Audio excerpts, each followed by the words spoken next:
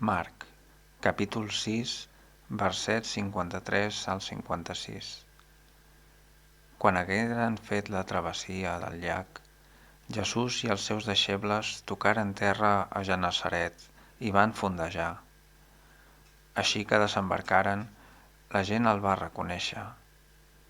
Ells començaren a recórrer tota la regió, i la gent anava duent-li els malalts en lliteres, allà on sentien a dir que era.